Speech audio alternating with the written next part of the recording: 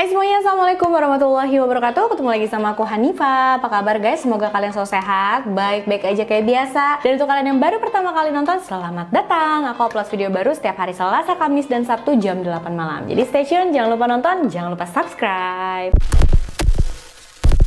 Oke guys, hari ini aku mau bahas satu kasus yang benar-benar bikin haru. Ada hubungannya dengan Indonesia dan Malaysia. Aku sampai ikut nangis sih pas nonton film dokumenterinya karena benar-benar sedih banget. Ikutan terharu juga gitu teman-teman. Ceritanya tentang seorang anak asal Indonesia yang tinggal di Malaysia sendirian, sebatang kara karena dia terpisah sama keluarganya. Tapi dia berhasil bertahan selama belasan tahun sampai akhirnya dia ketemu lagi tuh sama keluarganya. Dan semua ini bisa terjadi berkat satu media yang cukup terkenal. Kira-kira gimana ya awalnya dia bisa sampai di Malaysia, gimana juga ceritanya kok bisa terpisah dengan keluarganya, dan gimana juga akhirnya mereka bisa ketemu lagi. Penasaran? Langsung aja yuk kita bahas.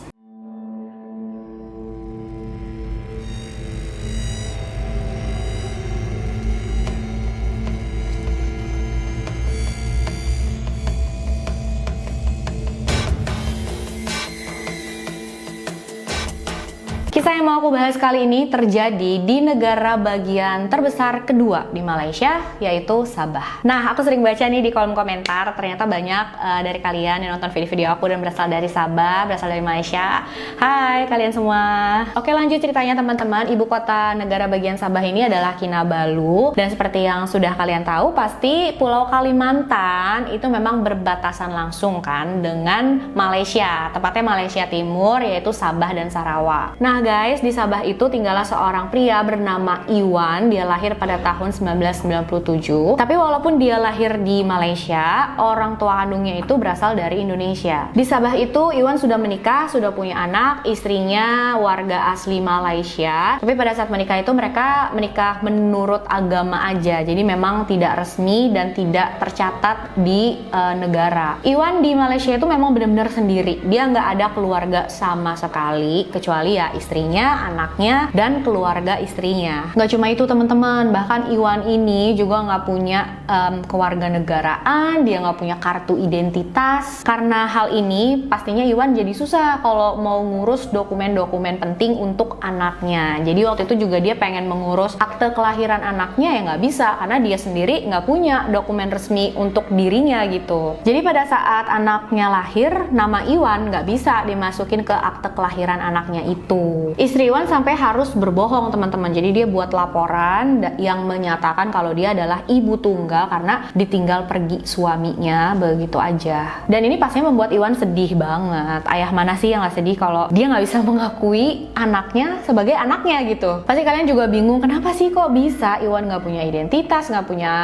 kewarganegaraan juga. Jadi kronologinya tuh kayak gini guys. Seperti yang aku bilang tadi, walaupun Iwan lahir di Malaysia, orang tuanya itu berasal dari Indonesia, tepatnya dari Bulukumba, Sulawesi Selatan. Nama ibunya Nurhana atau biasa dipanggil Hana, dan ayahnya bernama Sarifuddin. Aku nggak bisa dapetin info detailnya Iwan ini punya berapa saudara kandung, yang jelas dia tuh punya satu abang yang bernama Awi. Tapi sayangnya nih teman-teman, sebelum Iwan lahir, ayah dan ibunya memutuskan untuk bercerai. Setelah bercerai itu, Hana memutuskan untuk merantau ke Lahad Datu, salah satu kota yang ada di Sabah, Malaysia juga. Ya maksudnya memang mau bekerja di sana untuk mendapatkan gaji yang lebih baik supaya bisa menafkahi anaknya. Karena memang Awi itu ikut bersama Hana. Jadi pas Hana ke Lahad Datu, Awi tetap di Bulukumba, Sulawesi Selatan bersama neneknya atau ibunya Hana. Di Lahad Datu itu Hana menjadi TKI, bekerja di sebuah perkebunan kelapa sawit, tapi dia datang ke sana secara ilegal guys. Dan pada saat Hana bekerja di sana pun ya dia masih dalam posisi hamil Iwan. Makanya Iwan lahir di Malaysia itu tahun 1997. Sampai akhirnya Hana menemukan seorang pria yang tepat buat dia, pria asli Malaysia, dan akhirnya dia yakin dengan pria ini. Mereka menikah tuh teman-teman. Nama suami keduanya ini adalah Ical bin Janairu. Iwan tinggal bersama ibu dan ayah sambungnya itu ya teman-teman. Tapi karena saat itu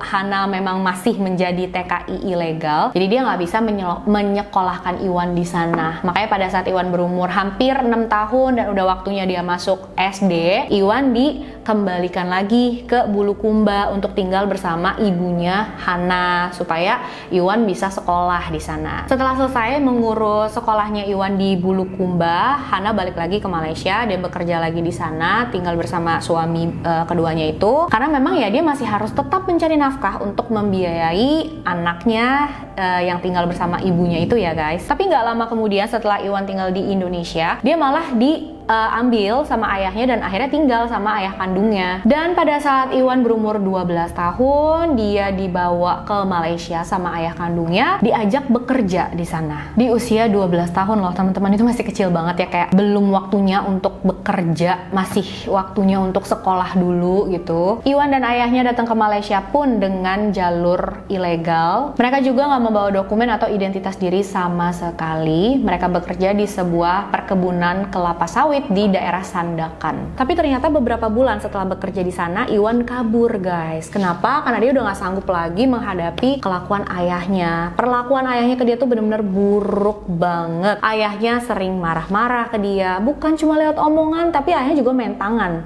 Jadi kalau misalkan kesel atau apa, udah mukul.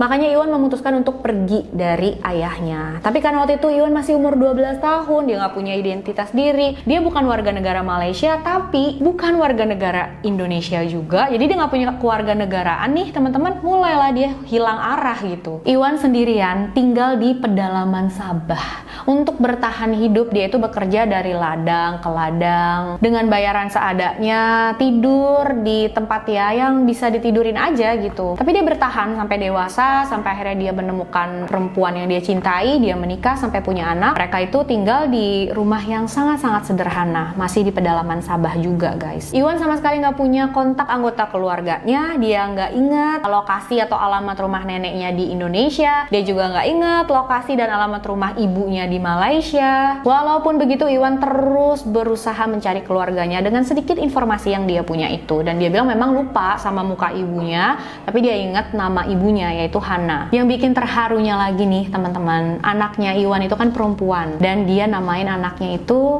Hana, sama dengan ibunya. Saking kayak mungkin ya rindu dia sama ibunya gitu, dan dia inget kan nama ibunya Hana, ya dinamain lah anaknya Hana. Iwan bilang dia benar-benar berharap bisa ketemu lagi dengan ibunya. Aduh, sedih banget ya, merinding loh teman-teman.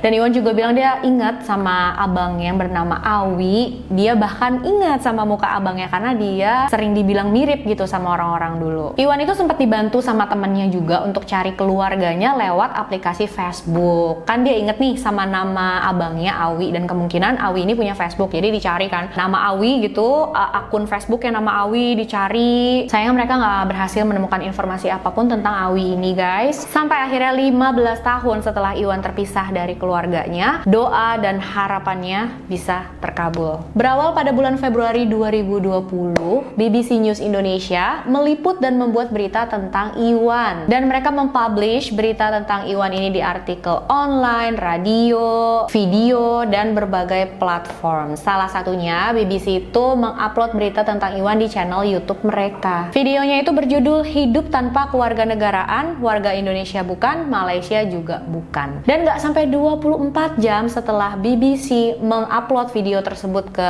YouTube channel mereka, dapat telepon tuh mereka dari salah satu keluarga Iwan, yaitu abangnya Awi. Jadi ternyata Awi ini nonton berita tentang Iwan di channel YouTube BBC. Pas dia lihat beritanya, wah itu kan adikku gitu yang udah lama memang dicari, menghilang. Akhirnya dia ngomong nih sama ayah sambungnya yang bernama Ical tadi. Awi dan ayah sambungnya Ical memperlihatkan video YouTube tentang Iwan itu ke Hana. Dan mereka tanya, nih coba lihat deh, menurut kamu apakah ini Iwan, anak kita yang sudah lama menghilang? Awi dan Ical pun langsung menghubungi tim BBC News dan memberitahu kalau mereka adalah keluarga Iwan. Mereka cantumin nomor WA Hana dan Awi untuk membuktikan kalau memang benar mereka keluarganya Iwan. Mereka sampai kirimin foto-foto Iwan pas masih kecil, foto keluarganya, foto Hana juga dikirimin. Setelah menerima informasi itu, tim BBC pastinya nggak mau langsung mengiyakan aja. Mereka menyelidiki dulu gitu, apakah benar nih mereka yang mengaku sebagai keluarga keluarga Iwan adalah benar asli keluarganya Iwan. Tapi setelah diselidiki lebih lanjut oleh tim BBC News, mereka yakin kalau iya benar, Awi, Hana itu memang keluarganya Iwan. Tim BBC News berencana untuk mempertemukan Iwan dengan ibunya,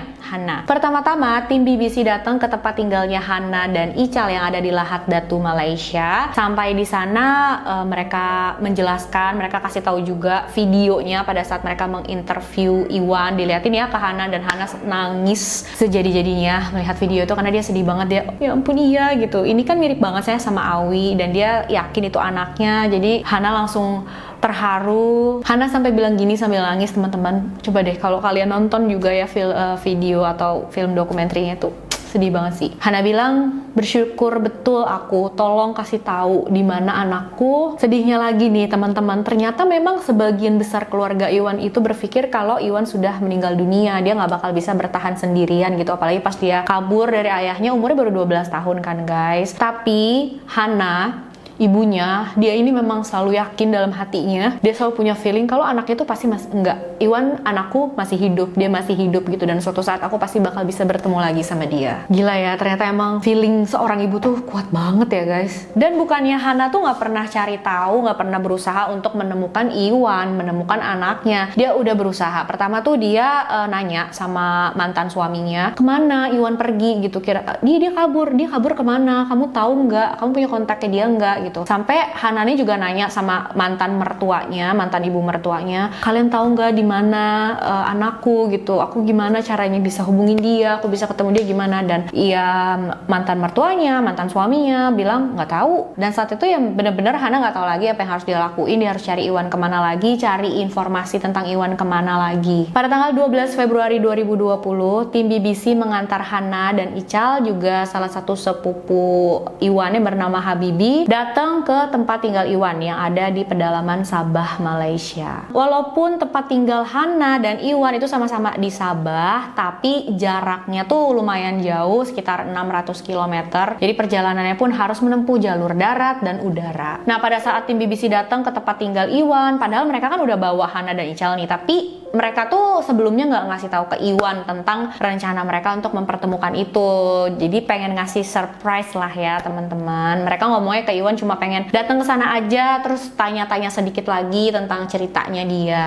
Tim BBC juga tanya sama Iwan saat itu, gimana Iwan perasaan kamu kalau misalkan kamu berhasil untuk bisa ketemu lagi dengan ibu kamu. Sampai akhirnya di satu momen, Hana dan Ical itu tiba-tiba datang dan memeluk Iwan dari belakang sambil menangis. Ini benar-benar, aduh, haru banget deh guys.